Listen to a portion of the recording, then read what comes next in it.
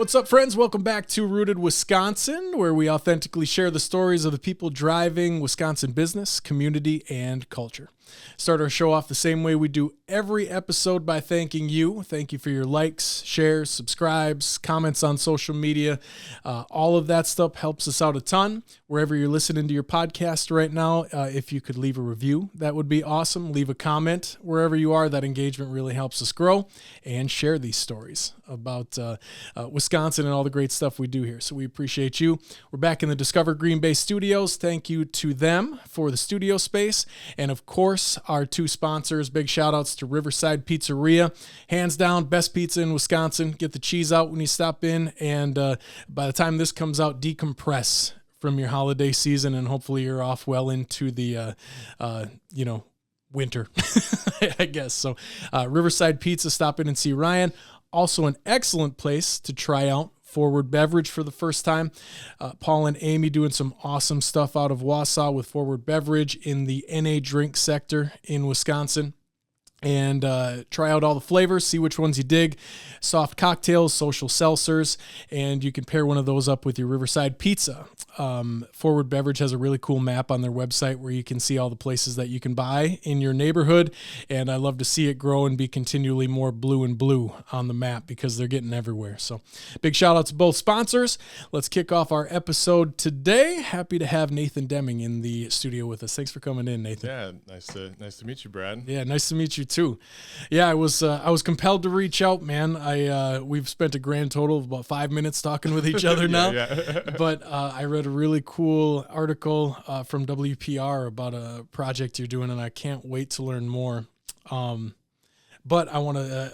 We tell the stories, right? So I want to know how does filmmaking even start for you? How did that become an inkling inside of you? That's a good question. I've always loved movies, grew up loving movies. I guess biggest moment for me, I went to college, studied English, so was an English major, did a lot of reading, thought I wanted to be a writer for a little bit, but always wanted to do film and wasn't sure how to do that. And then I graduated college, had no idea what to do with my English degree. And then film by one of my favorite filmmakers had just come out called Another Year, by Mike Lee. He's a British director, and then I found out that he was the head of this school in London, and then kind of all these pieces came together. I love British cinema, I love European cinema, so I applied, got in, and then that that just opened like kind of so many worlds for me. Just studying there, meeting students from all over the world, and I think that's kind of where I really kind of not only learned the trade and the practical aspects of it, but just like kind of found my voice, I guess, so to speak. So, yeah. Yeah. So that's, you made it all the way through, graduated with the degree, and then went that direction. Yeah. Well, I always loved film. I always wanted to do film. Excuse me. But I kind of was happy for that foundation, like to kind of study something else first, and especially writing and literature. And like I love a lot of 19th century stuff. This series is sort of based on a series that Balzac did. That's my pretentious reference, but he also did a series of interconnected stories that span decades. So that was sort of the earliest inkling of this year project thing I'm doing, which is a film for every month of the year, all set in Wisconsin, and just as a vehicle to tell completely different stories. So February is the film you read about that just came out, and that's the film we're taking around Wisconsin right now. And it's about a Mexican immigrant struggling to fit into Wisconsin.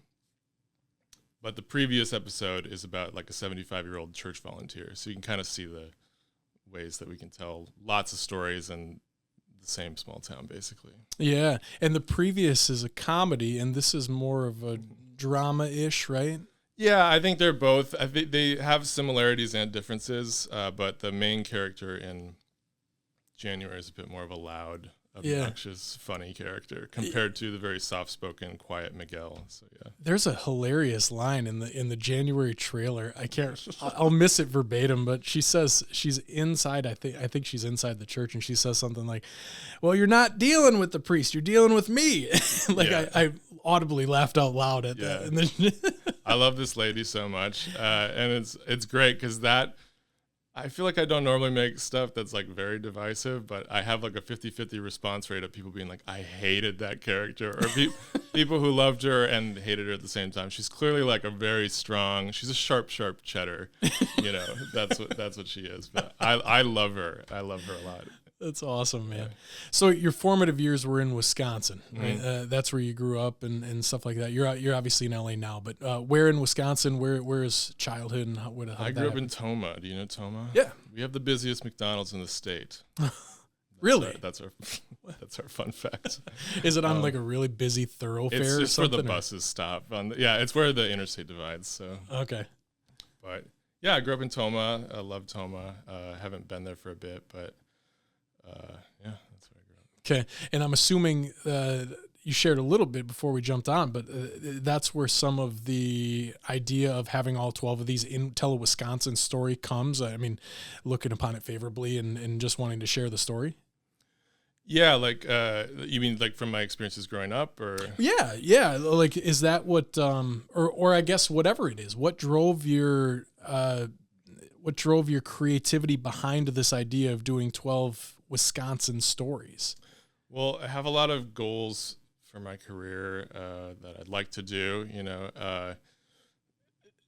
what appealed to me about this was the idea of creating my own framework that I could bring the audience in on, because I love filmmakers and just writers in general who create their own worlds. And then sometimes when there's a concept, it gives you the ability to tell stories in a way that you might not normally, because if you strip away the concept of it, then you might need to, like as a filmmaker, you might then have to dial up certain aspects of the story you don't want to, because suddenly it's just a vehicle for that story. You know what I mean? Yeah. When I would like to tell this larger thing, like February is as much about January as it is February, and like I hope there's a story going on in the background of what February is to other people and what it is to me. Like to me, February is the doldrums. It's like, you know, you're a month past the holiday, you know, everything kind of leading up to Christmas kind of has this crescendo to it, you know, and even January, you get kind of this fresh start, but February, you're like, oh my God, you know,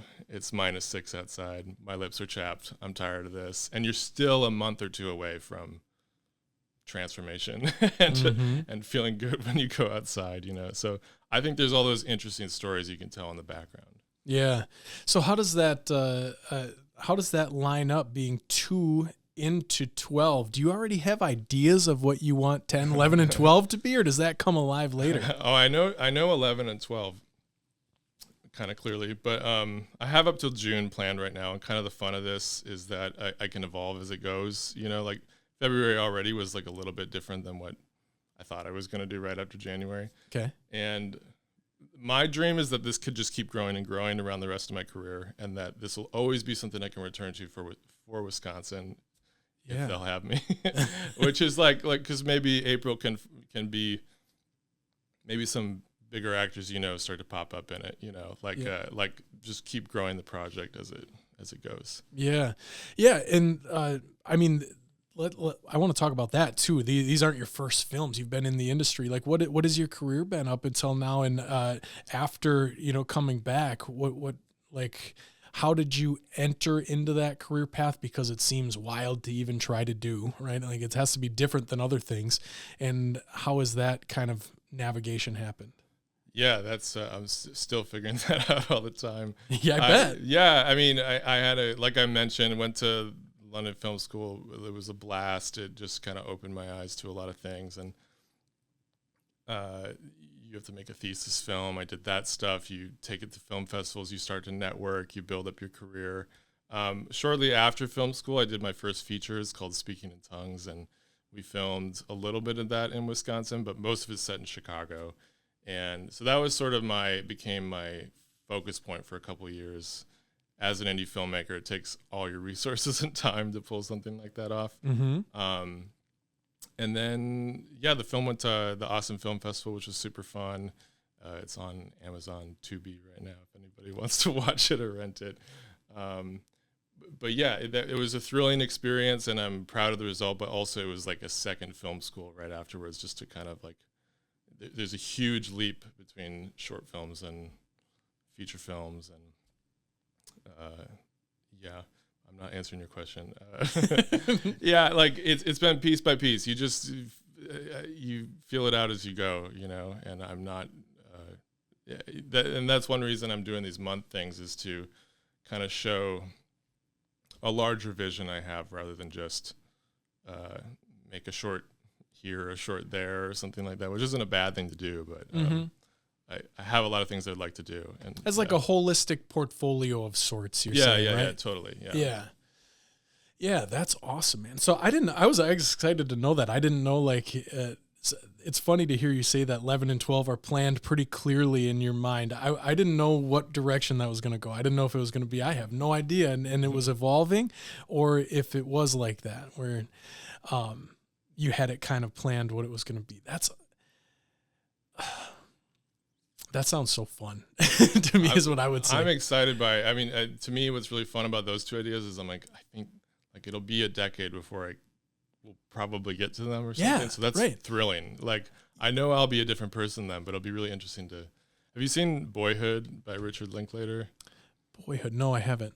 That's the film that he shot over like 12 years. So you watch this kid grow up from a 6-year-old to leaving the house for college. And so this project's a little different, but just the way that time affects you as a viewer watching it, it's such a unique feeling, I think. And also for him as a filmmaker, I think it's really cool to see the film kind of evolve as it goes. Because I think by the end, I don't know if he's still shot on film by the end of it, but he made that through the transition from film to digital, you know, and you can see the difference by the end of the film, that it looks kind of different. So, and that'll probably happen with your project. I mean, there'll be changes in that. There'll be changes in societal nuance that's in the project. There'll be changes in everything that are going to be so much different. Everything's like, I've only been out of school now for like 9 years, and it's already like a completely different world. Yeah. And even when I went there, they were like the last film school in England, I think, teaching on 35 millimeter cameras. Okay. And then they finally gave up. They were like,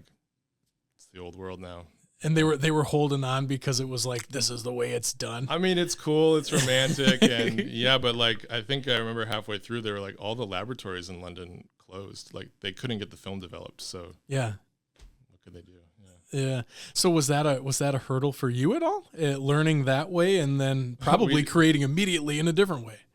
Yeah, I mean, there's like advantages to doing that people talk about romantically. Like, film costs money and time, you know, and we did shoot a couple things on it, and I don't have as much experience as people before me, but hearing the film go through the camera really gets everybody's adrenaline going. When digital filmmaking, like, you can shoot, like, you can way overshoot. I mean, you do have memory cards that can get filled up, but it's like, you don't have to be as on it, you know what I mean? Well, let's just film the rehearsal, let's just do this, let's do that, you know, compared to like film, you like know that you're going to burn money, you know, as you put it through. So I was kind of bummed about the transition, because I was like 24 and romantic for like you know, you'd been watching movies forever and like, this is how I want to make movies. But then this I think it was a Greek cinematographer stopped by our school and gave a talk about digital cinematography, which there have been challenges aesthetically, by the way, but he flipped my mind, because everybody was asking questions about, you know, oh, the romance is going to be lost, and there are like real concerns about that. But he basically said, he looked at us with like 30 or 40 years of experience, like, I've been waiting for this my whole life, like the ease that this brings you, like, you guys get to just use it to like enjoy it. And that made me go, okay. Like a count your blessings type thing. Yeah. And it's like, okay, this is a guy who knows his stuff. And yeah. We've even talked about that with the podcast, man. I mean, 10 years ago, this looks way different. We were talking about my $250 Amazon cameras when you came in. Like, that doesn't happen 10 years ago. No, I mean, producer Dan's running a switcher that was a few $100 that, you know, 10 years ago was way different in live TV production too.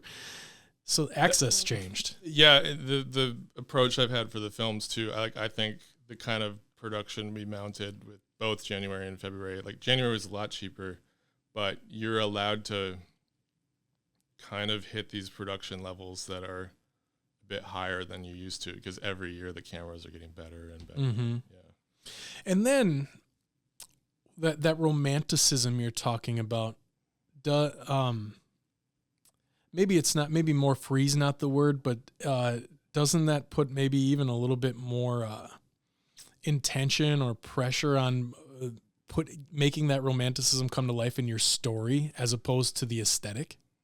Yo, totally. Yeah, I feel like we've been living through a pretty transformative time with that change. That's maybe subtle for some people, but like the digital filmmaking has really been finding its footing the past 10 or 15 years. And I think people are doing really, really cool things with it. And it allows like we shot stuff in February that I really like, because like I was kind of obsessed with capturing what like night in Wisconsin feels like in the winter, which to me is black, right? Like, which you can't film that, you know. That's you need, and like the cinematic way would be bouncing moonlight off or something like that. Like you don't want black. But we shot on the Sony Venice, the second one, I think, and like the amount of range that they have to capture like low light was, it got me what I wanted, you know, which if we had shot on film, I don't think that would have been possible. So there's a ton of possibilities. It's really exciting. At the same time, there's a lot of people going nuts with it sometimes that I think creates a pretty ugly aesthetic, or sometimes people don't even know how to put it, but they'll say it looks like a soap opera or something like that. And it's because they're trying to find the words to say, just doesn't feel like what film for like 100 years has felt like. Yeah.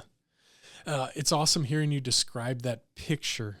It gave me goosebumps a little bit thinking about, because that's one of my favorite things. Like I used to have a doggo. We've since lost him, but one of my favorite parts of the day was like 5 a.m. we would go for this walk. And in the winter, especially when we lived in the UP, in the winter when all the stars are still out and stuff, at that time of the morning, there's snow all over the ground. It's like, oh, the essence of here is in that. That's one of the scenes, is Miguel takes his dogs for a walk and the stars are out. Yeah. And it was like, that's exact scene where it's kind of so lonely, and in the Midwest, usually there's always like a train calling in the distance. You know what I mean? And, it's just kind of a silence that, having lived in a couple other places now, I didn't realize kind of how valuable and interesting it is, you know, because big cities is just noise all the time. All the time. Yeah. Yeah. There's a certain, there's definitely a calmness, but there's a certain easiness about that feeling too. That it can go both ways though, because it can feel extremely isolating, I feel like. Very lonely. Very true, especially in February. Yes. Yeah. Yeah, that's very true.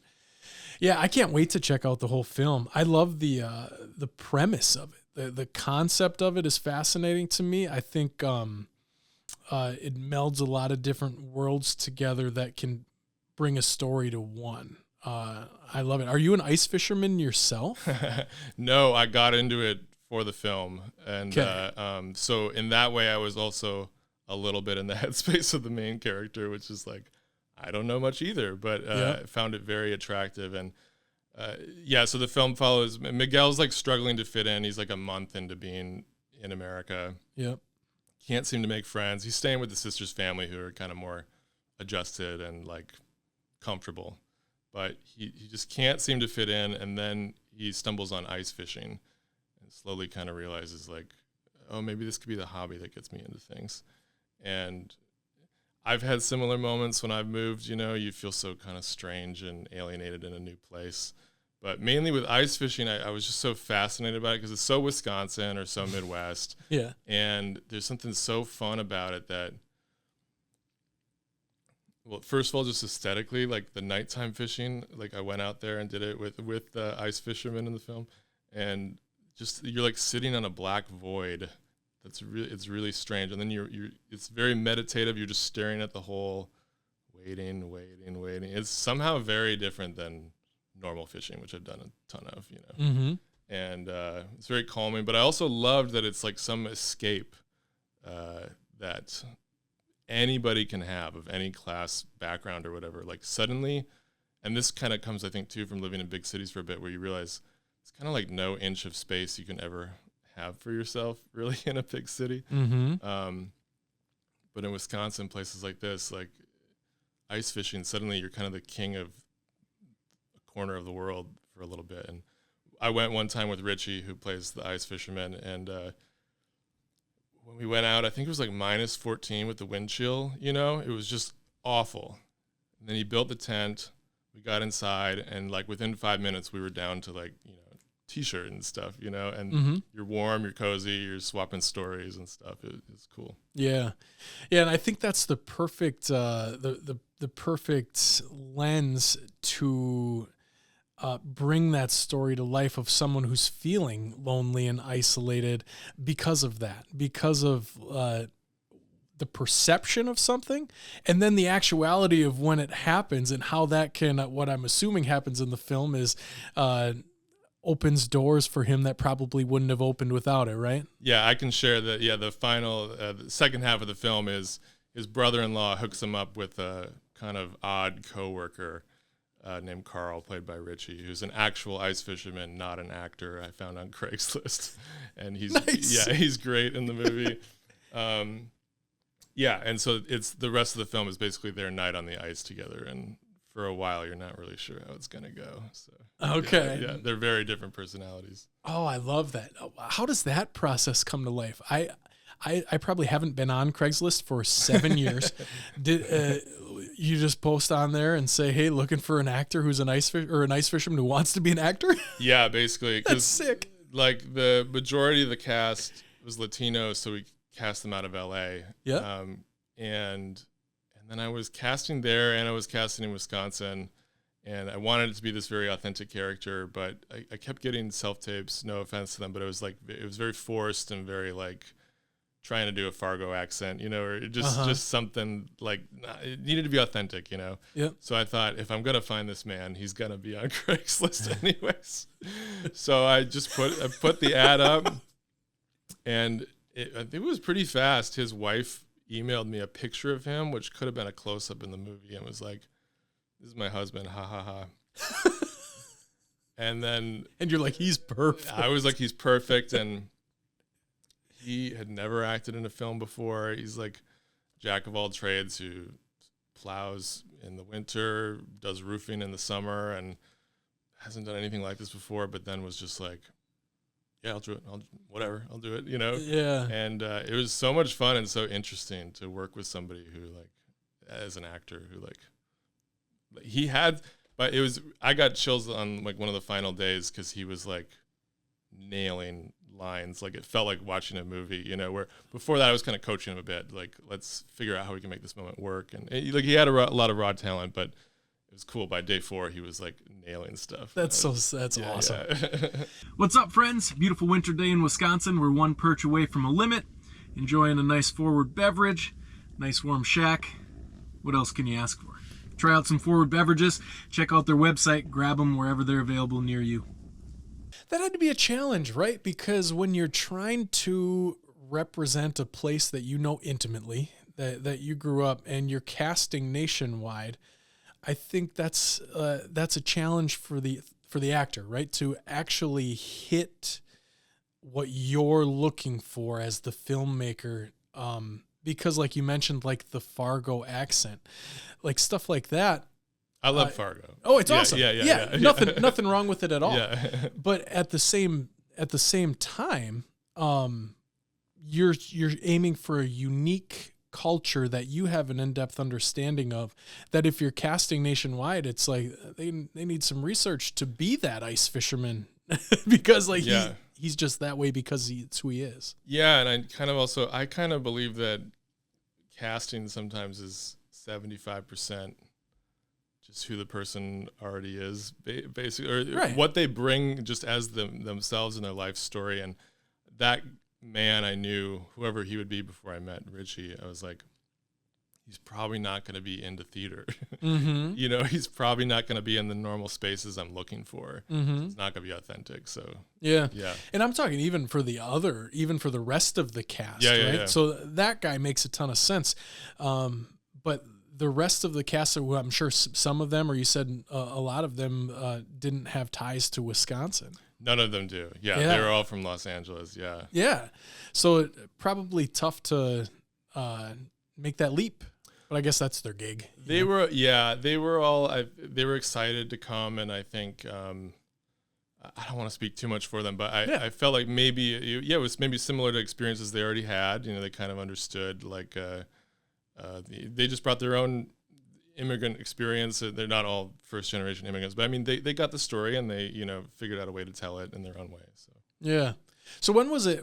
Did you film this one last winter or longer ago than that? Yeah. Okay. Yeah. Nice. Like there were some really warm days that made us nervous on that. That's why I was going to ask, man, because it was historically mild winter here and ice fishing was terrible last year. It came and went. Did that pose you any issues as you were filming? Yeah, for sure. And then I was just, because I'm back here for some screenings we had, and I saw ice fishermen out, and it was dubious whether they should be out, you know, again. Yeah. And then when you make a film, you have to be like,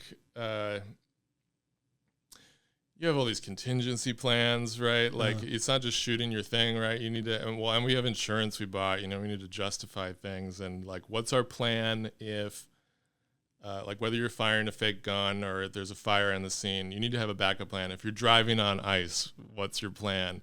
And it was really difficult because for the size of the production, it was just sort of like, we need to know that the ice is safe and then just trust it, because some ice fishermen were laughing at us for being concerned, you know, but in the days that we were there, you know, so we just got lucky with the days. But were any of the was the talent nervous not having driven on the ice before? I was nervous. Yeah. I did the first driving because I was just like, I'll just test it out. It's my project. I'll go down with the ship. Yeah, exactly. And the first shot we did that actually didn't end up in the film was like this sunset shot of the truck. So I was like, I'll do it. And I had to drive in order to get the truck in position. I had to enter some other crazy part. I was like alone for 20 minutes is the point of the story. Yeah. Just driving on the ice. And of course, like Richie made fun of me. Other people made fun of me for being nervous, but it's I'm not driving normal. on this sheet of ice and I live in LA. Yeah. Yeah. You know, we laugh about it, but even inside of ice fishermen circles, there's different levels of comfort with that and different levels of like, I was just watching a video yesterday or the day before where like a Honda CRV like fell through the ice, and like other ice fishermen are saying like, look at this dope, you know, driving on the ice, but like not everybody knows, man. And like, yeah, being that, because another thing that happens, it may have happened when you were filming, like when it gets super cold, like and it's making ice, it makes all those loud noises, and that's a whole nother thing to get comfortable with. Yeah, though we put that in the film. There's like, did you? Nice. Yeah, because we were out there filming, and if you film a truck driving on the ice, you're obviously not just filming the truck. You have your car with the camera filming the truck, and then you have another car that's probably got. We had 3 cars, so you can hear the ice shifting as you drive, which you get told is fine, but yeah, it's strange. Man, well, that's awesome. It sounds like as the project spans and you create the other ones, that's going to be different groups of people every time and completely separate talent and ideas, even with the underlying tones you were talking about earlier. Yeah, I mean, the fun will be that they can come back. Like the main character from January pops in a little cameo in February. Okay. Nice. So that's also something that happens in other anthology series that I like. So yeah, they'll still weave in and out. It'll be a challenge with some of the older actors and the fact that this is going to take me 10 years. But Is your plan one a year? I think one every other year or so right now. Okay. Yeah, I mean, I want to make these special and unique, and I also want to have like a career on the side of it. But yeah, so right now my goal is another project, but then after that I'll come back to March. Okay. I'm excited for. What does that look like in your field? What does that career look like? Because it's not a straight path. Like, what is that other career? Oh, well, like I'd like to make just other films that like are outside of, well, yeah, I mean, it's the same thing you probably expect from most indie filmmakers. I'm always grinding, try to sell a script and get a production going. And so I've got one I'm trying to get going right now. And it's just, I don't know how familiar, I always ask this and people are surprised to hear, but the film industry is in a very bad spot right now, if you're familiar with that. Okay. Not really, no. Yeah, no. Global production is down 40%. Okay. That's like how much things are shooting. And it's like triple threat of COVID, the strikes that happened, Yep. streaming services completely upending and changing things. So the whole industry is contracting. Okay. So for indie filmmakers, it's also like really, really tough. Like Mike Lee, the filmmaker I love, he's got a new film out called Hard Truths, which I haven't seen yet, but it looks really good. And but he went on the record in a lot of his interviews during the premiere being like, this is the worst time I've ever had for fundraising in my entire life. And Sure. he's one of the most respected European filmmakers there is, and he's just saying nobody wants to cough up the money. And so that's currently we're in a very strange moment, like just the pandemic. And like, I think people also don't realize how long a film takes, and it moves through several processes. So the things we're feeling now are also related to COVID, because on a good timeline, a film takes 2 or 3 years to go through everything, you know what I mean? So the post houses are affected, production's affected. So it's a hard time, but I think like talking about technology, there's still like a lot of possibility there to make really good high quality stuff for kind of cheaper than normal. And Right. And also the whole industry is just shifting. Like LA is kind of not becoming the center of film anymore. And we don't know if that's the future or just a current trend. But that excites me a little bit for maybe like personal regions like Wisconsin to kind of develop their own scene. Because if I have one like bug with the film industry or culture, I guess, is it's just a bummer that, like, especially as a Wisconsin kid growing up, all your culture comes from the coasts. Mm-hmm. And I love California, I love New York, but it just kind of sucks that you're made to feel inferior from the get-go,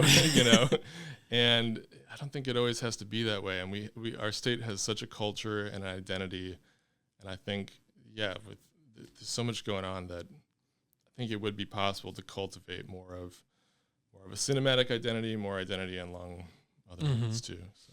Yeah, I couldn't agree more, man. I mean, that's a big part of the reason that I started the podcast. Yeah, totally. To shine a light on all of the awesome, excellent things that are around here that don't always get a light shown upon them. So yeah, I completely feel that. I didn't know that about the film industry. You're strangely enough, you're our third filmmaker on Rooted Wisconsin. Okay, cool. So I've gotten like, I'm interested just in creativity in general and people following their passions. And every filmmaker I've met in my life is certainly following their passion, which I appreciate, which is why I like having the conversations.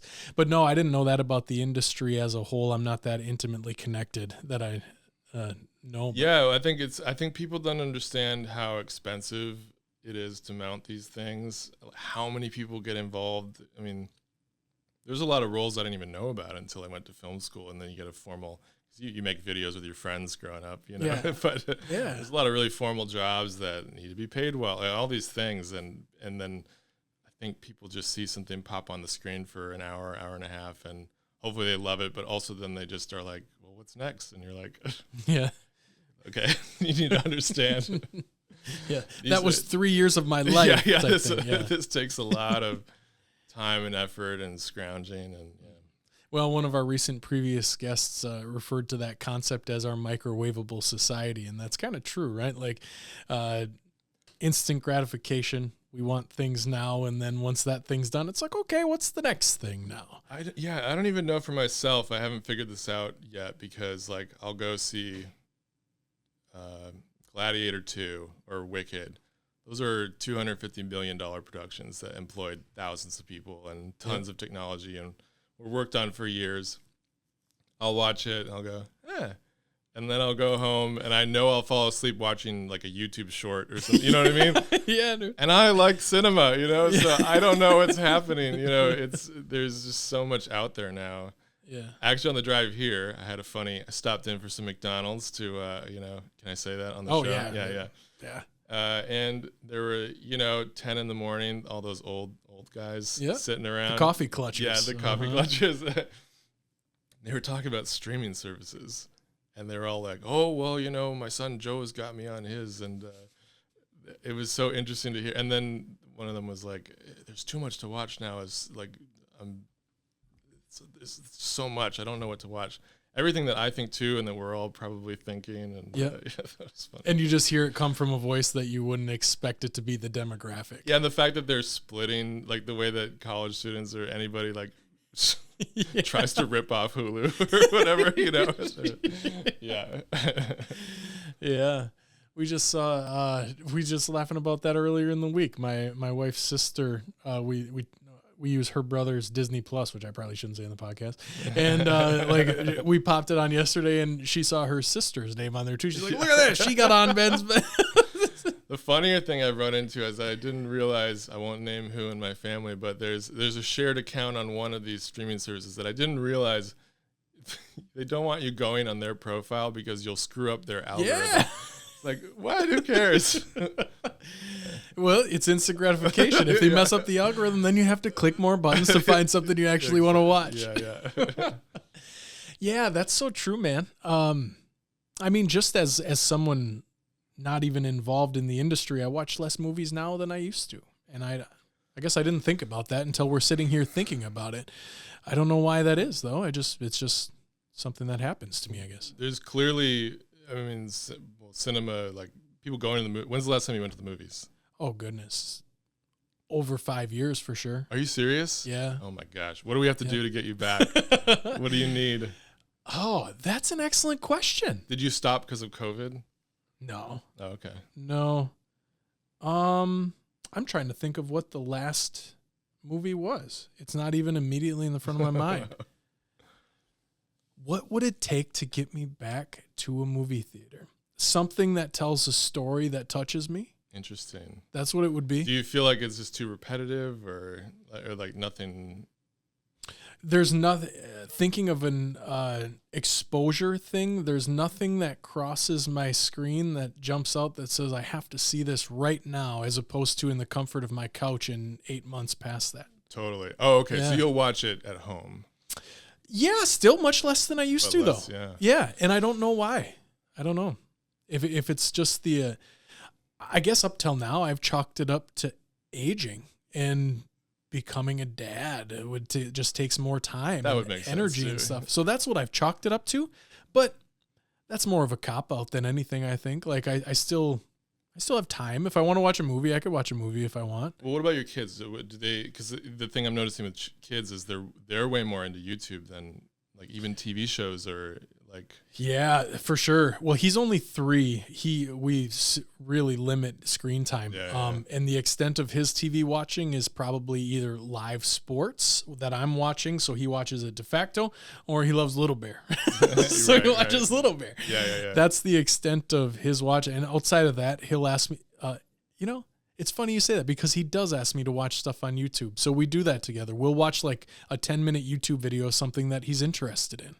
It's huge. The amount of kids content on YouTube. Yeah.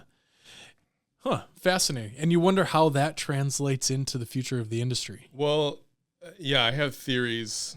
I don't know if I'm right yet. I heard recently about my friend. So like, because like there's not a lot of work right now. I know people are working, but I'm just trying to paint the picture that at least for people at my level, there's less productions going on. So I heard some people taking jobs they didn't want.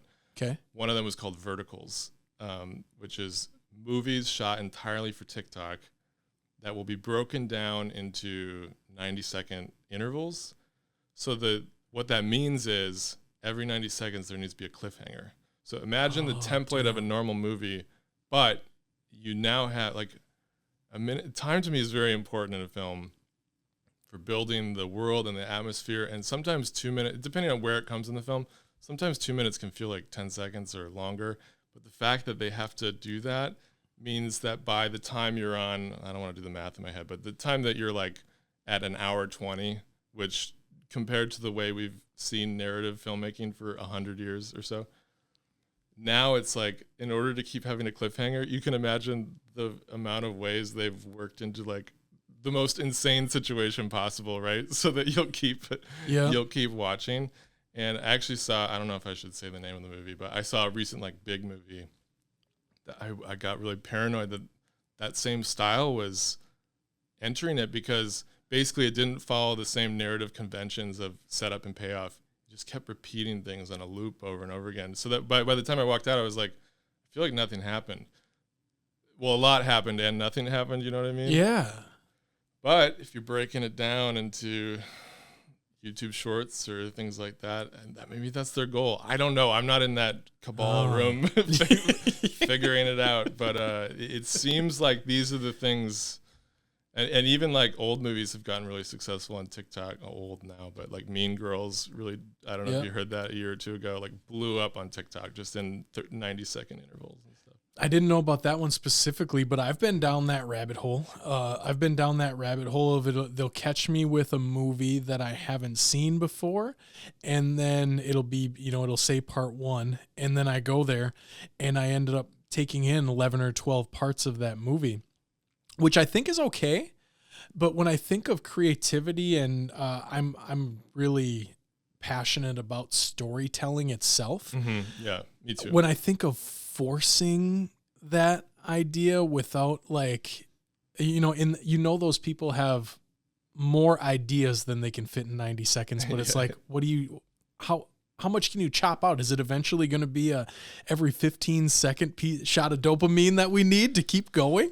That's what, yeah, I mean, it's interesting. I don't think it's all bad. I don't think it's all good either. And I think I truly believe in the rigidness or the durability of a feature film as a format, kind of the way the novel has changed over centuries, but sticks around. I think for certain kinds of art or whatever, or maybe even the way that a painting tends to be accessible to a certain size or something.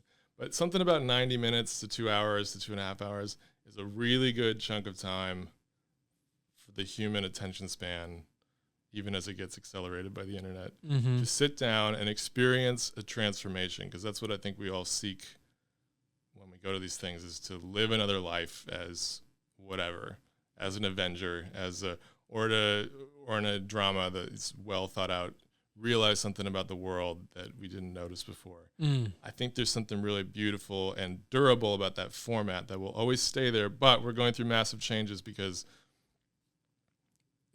these things cost money. So, and if the money's less there to make 90-minute things compared to, we're now hosting a Twitch channel of gaming, I don't know. And I would think more often than not, the investors, they don't care about the story so much. They're looking for ROI. No, and I think even just in the 9 years I've been doing this, and I'm still learning, but it's almost selfish now to want to make an artistic movie. Which is so weird. Yeah, and like you're seen as like the only smart thing you can do is just follow the algorithm or follow what the crowd wants. I'm painting kind of a general picture, but like you kind of see what I'm saying. Yeah, I get it. Yeah. So I don't know if that'll swing back.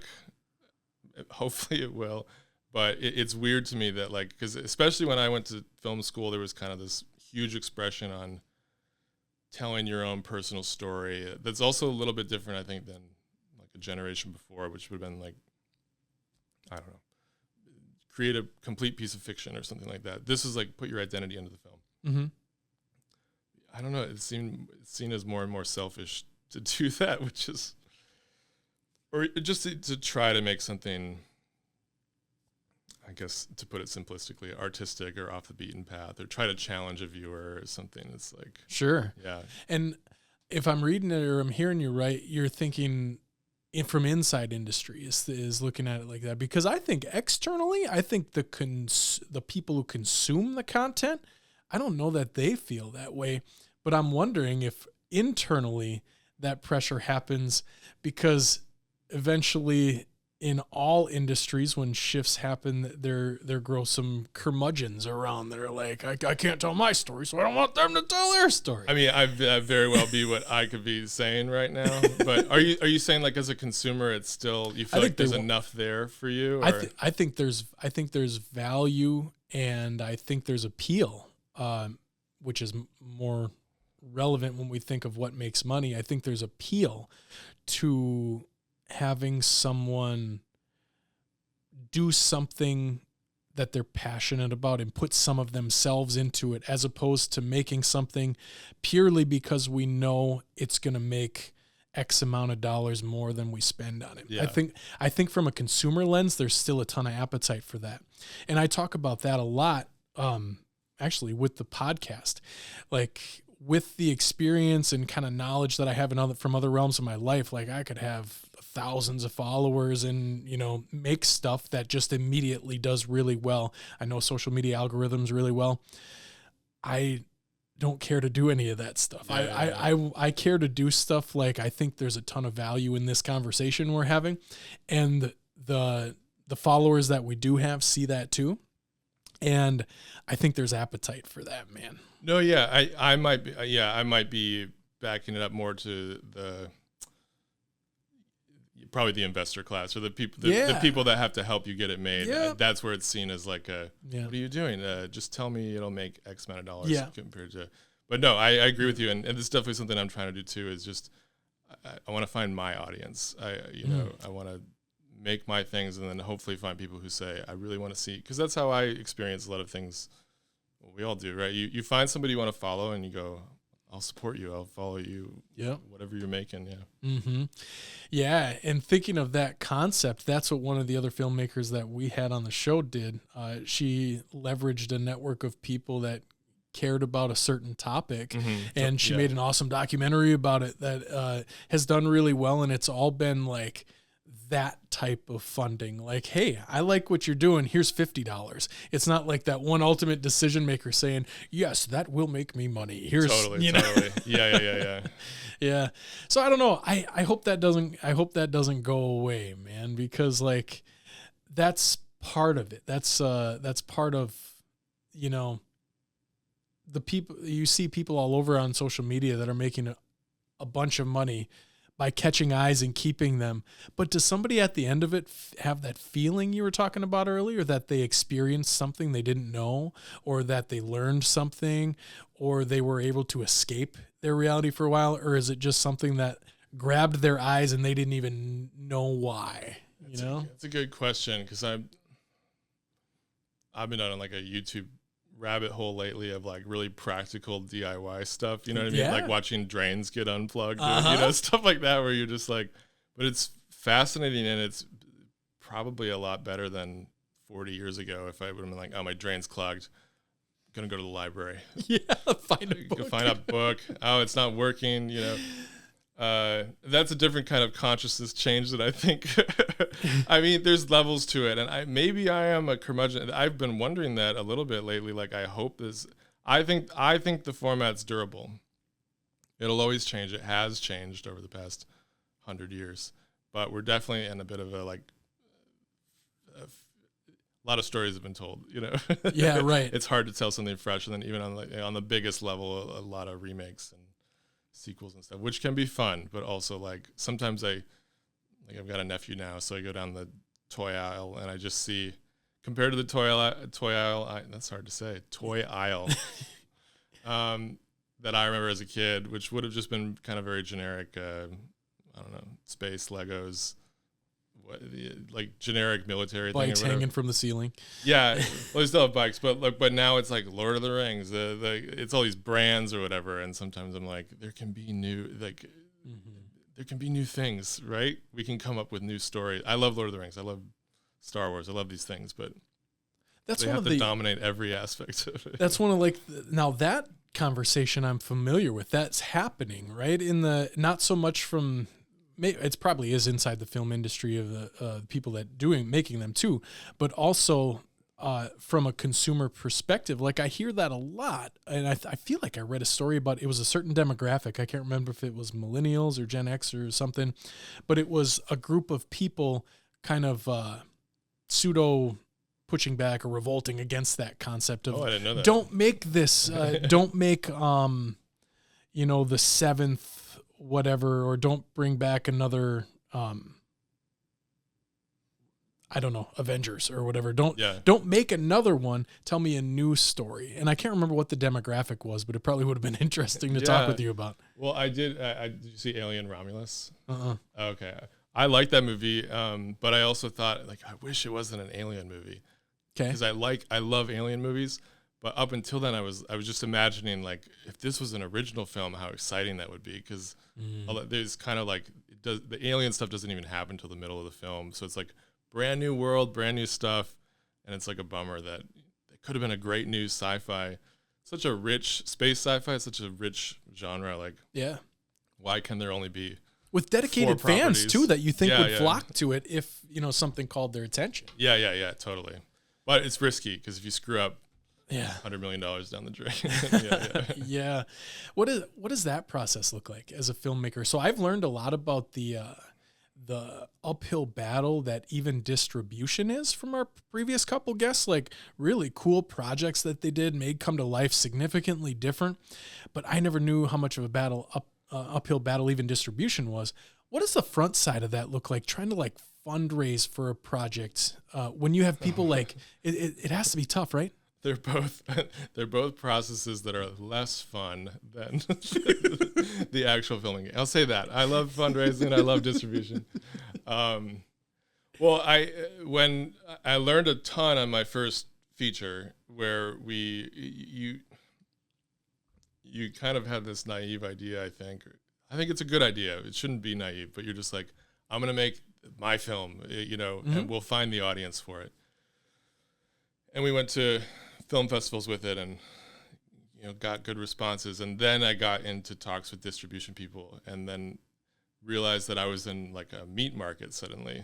And they were just like, okay, what do you have? Do you have like, what are you selling me? Do you have sirloin, or and you're like, no, it's kind of a it's a unique take on T-bone or something like that.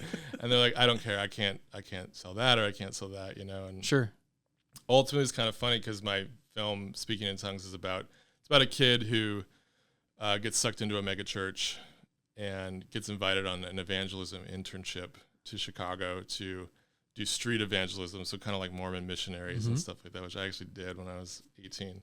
And but then over the course of it, he kind of starts to question some of the more extreme tenets of the religion. So it's kind of this nuanced portrait of kind of doubt and Christianity, and we leave it kind of open-ended in the end.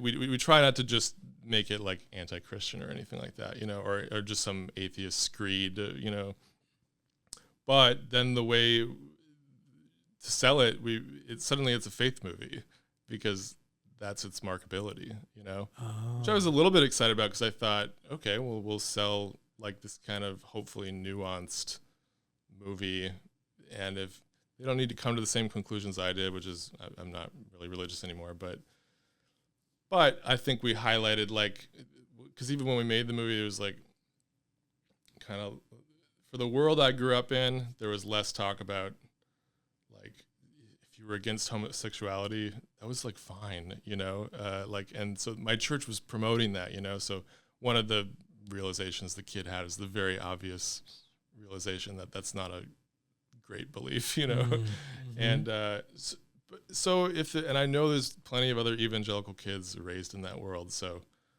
my hope is if they see the film, maybe something gets in there a little bit, at least about those beliefs, so that they can kind of go, maybe my Christianity doesn't need to include. Plant some type of seed. Yeah. Like, I don't need to leave the religion, but maybe it just doesn't have to be so like women don't get to vote or whatever. Yeah. Like, they had extreme beliefs like that in the church I was in, so. Okay. Yeah. Well, that has to be a whole nother layer of creation then when you integrate those type of thoughts and feelings into it, when you have to determine where the line is for the viewer.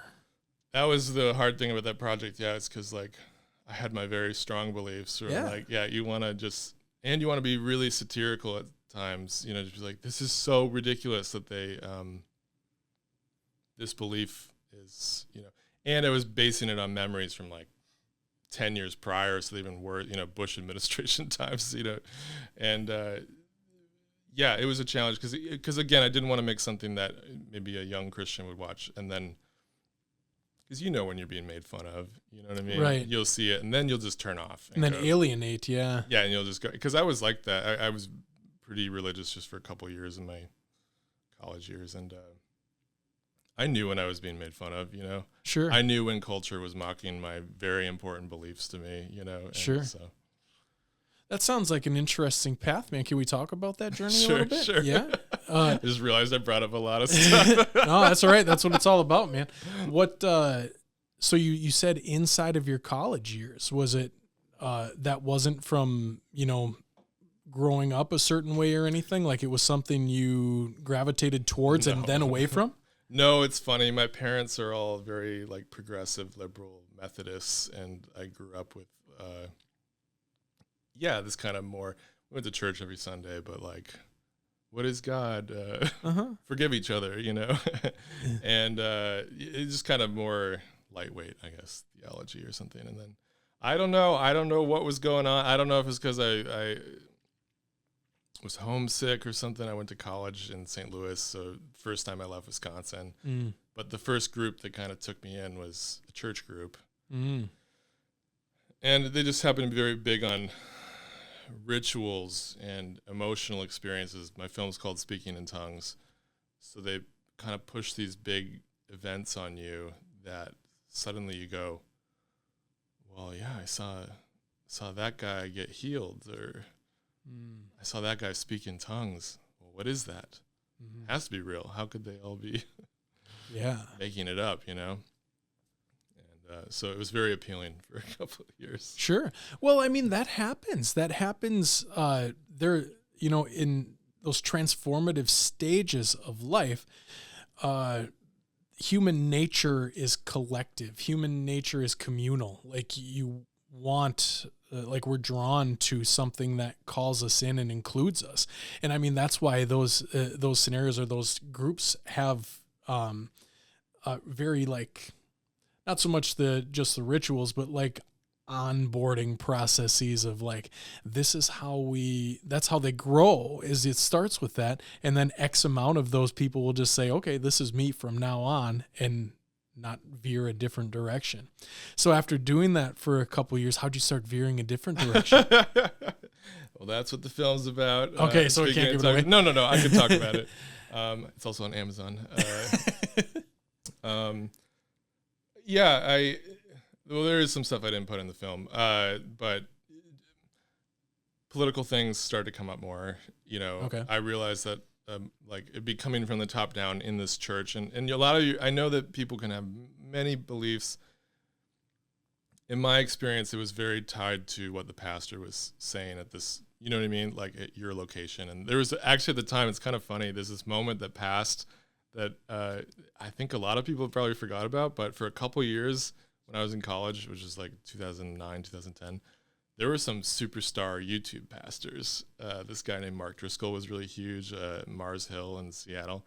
These mega churches blew up, and they'd have these edgy, cool pastors who would be like, sure, you know, like, hey, you know what? Jesus is kind of like 24, you know, like just making references and stuff. And so they were really popular. And anyways, it's a slow path to get into something, and then it means so much to you. But then you hit like a red line, kind of like any relationship or something, right? You fall in love, and then maybe you hit a moment where you're like, I don't know about that, you know? right? But I'm in love, so, you know, I'll ignore that. But then sometimes, you know, too many red flags pile up. And for me, I was like, oh, yeah, no, we're against gay marriage. Oh, yeah, no, evolution isn't real. And it was kind of like, wait, what? Got it. Okay, how do I hold on to my kind of more or what I think is reality, you know, compared to these very heightened spiritual experiences they're giving me, which is the speaking in tongues, the elation you feel during these group worship sessions. And again, you think sometimes you've seen miracles or something like that, you know, at the time. And then later you go, oh, you know, yeah, what actually happened, you know? Yeah. But yeah, I think it was just a slow accumulation of like, and I kind of got obsessed with the doctrine of hell, and I was like, it's so immoral, you know, like, I think just kind of working my feelings going through that, and being told gay people are going to hell, people who don't believe are going to hell.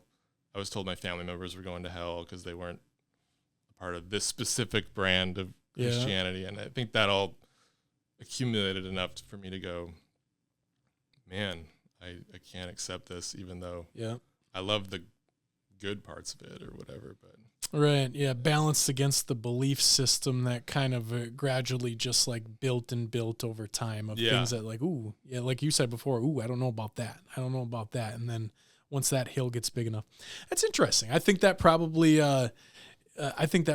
overlaps into a lot of people's lives, not just religion, but with everything, all the places we decide to put our energy or not. You could do that with individual connections. Like we've all had people that, we're super close to, and then that same hill starts to build. It's like that person said that, like next person, this person says this. And then 10 times you see them, you're like, dang, I don't think I ever want to talk to this person again. But that's weird because like we've known each other for X amount of years or whatever. Yeah. So I think that's probably topical and relatable and across a lot of different outcomes. I realize I don't talk about it as much now, slightly because I'm embarrassed, I think, because it's like, it's weird to be so 100. It's made me very wary of being very passionate about a religious or political or anything sweeping me up, except movies and art. Yeah. And because you go, oh, I remember how wrong I was. Do you know Norm Macdonald? Oh, yeah. Love Norm Macdonald. I love Norm. Yes. He's got some stand-up bit that was like, I think it starts off with like, what if you're wrong about everything? Mm-hmm. Just think about that. What if you're, I'm not going to like butcher his bit, but yeah, it makes you, I think it's a good place to start because this humility to approach things. Cause you're like, I don't know. What do I know? I don't actually know a lot, if you had to come up with one sentence, Yeah. So that gives me humility instead of being like, I'm going to go knock on doors for strangers, to convert them. I will say the weird thing that experience gave me that I appreciate as an artist that might be silly is, so I did one of these internships where we knocked on a million doors and, I felt so much love, that's how I would articulate it, for every random person I saw, and then doing that, you also, as a storyteller, you got a lot of stories, right? Because every once in a while you hit on somebody who's having a very bad time. Yeah. There's a scene in the film based on something I did, which is I prayed for this homeless guy in Millennium Park who like was on drugs and like, all this stuff. And I was able to help him get home and so he wasn't homeless. He had a home. He was homeless in Chicago. And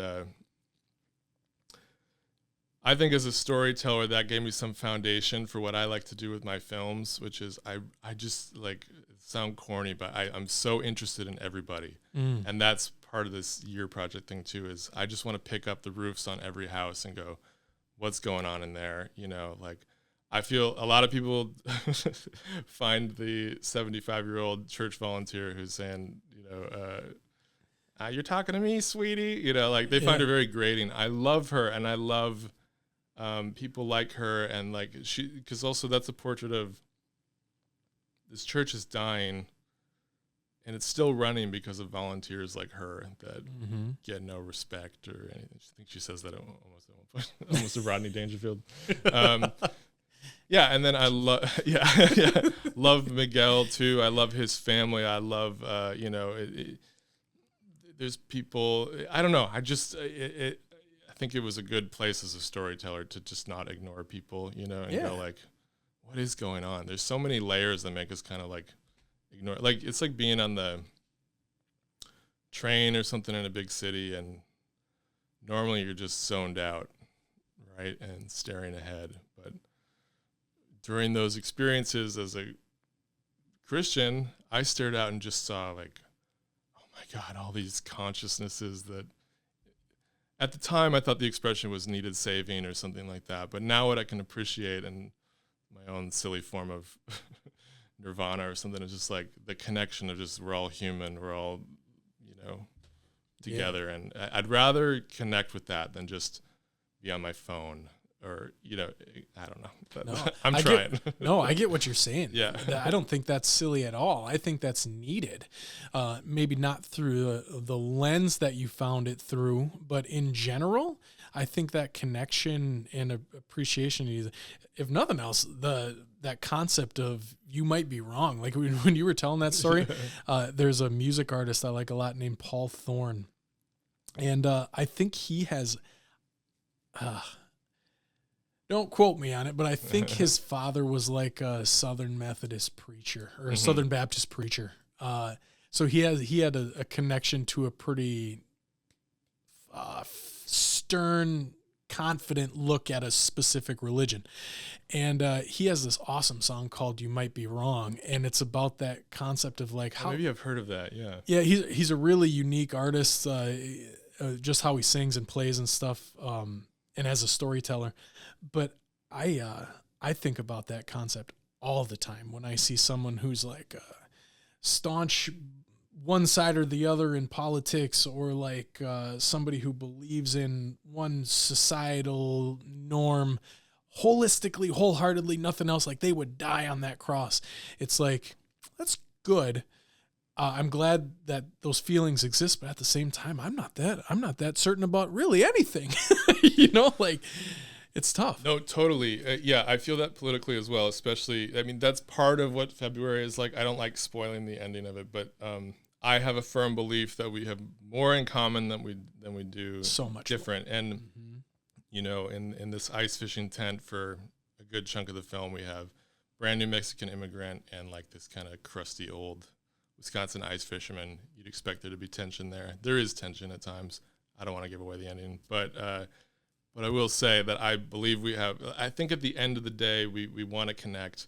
And what makes me wary of extremism, I guess, in any form is this immediacy to it and not kind of real. I mean, the world's changed so much since Donald Trump came down that escalator 8 years ago. But beyond that, every political era passes. And we're still here for the most part. And I should be careful as I say that, because obviously sometimes people aren't because of political policies. But in general, you know, we weather a lot of these storms, and like I think there's a lot of value in trying to bridge differences rather than you know, just divide ourselves or something like that. Agreed, man. Yeah, agreed. And I think kind of circle it back before we wrap up. I think that's the value of long form content. I think that's the value of long conversations. The anti of what you were talking about earlier of we need another shot of dopamine every 62 seconds, or we're scrolling to something else that confirms our already innate bias of whatever we're looking at. Yeah. Okay, here's another 60-second thing I agree with. On to the next one. And then the next thing you know, someone's 45 minutes into this confirmation bias like tunnel that's like, okay, now I'm going to go out and I'm going to spew this to the world because it's just what confirmed it on my phone, as opposed to someone watching, you know, two people talk for an hour and say some things that they agree with, say some things you don't agree with, but at the end of the day, it's like, all right, like we are connected and there's way more in common with the vast majority of humanity than we like to admit for some reason. Well, because, I think at the end of the day, nobody knows what we really know, right? So we're all searching for... None of us know a damn thing. Yeah, we're all searching for meaning, and we're all trying to kind of find something to get through the day or connection.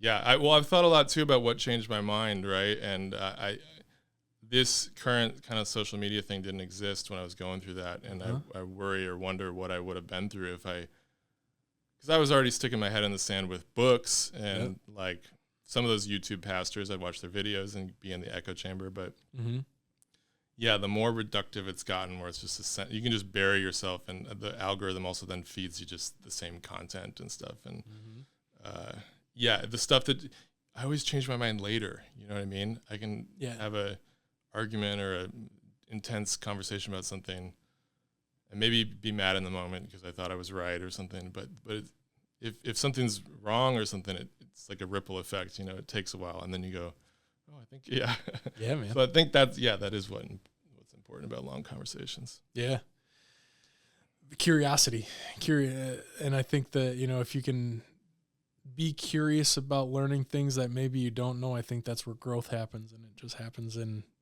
many different ways outside of long-form conversation. But I think I wholeheartedly believe in long chats about things, and kind of what you said earlier. I'm interested in everybody. I want to know, what drives the passion, what molded that person up until this point, and then, what are you aiming to continue to do, and then how is that going to shift and react as different things happen? Yeah, and if I can say real quick, like what I love about Mike Leigh's films and what I'm trying to do with my films too is he's not the only person who does this, but he does this very well, that you feel a whole person there, and you can dig through most of his characters, and because that's also how he prepares the film. He doesn't have scripts. He rehearses with the actors, and the actors only know their world, Mm-hmm.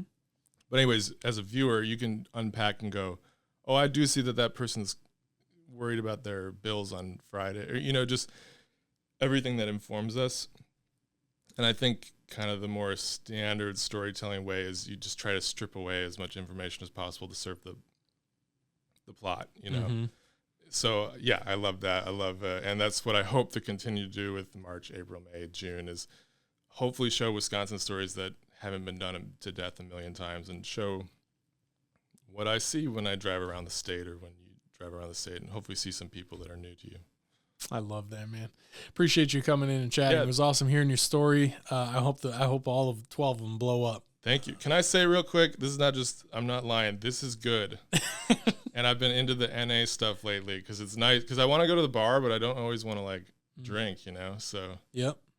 Forward. Good. I love it, man. Appreciate the shout out. I'm sure Paul and Amy will too. Thanks, man.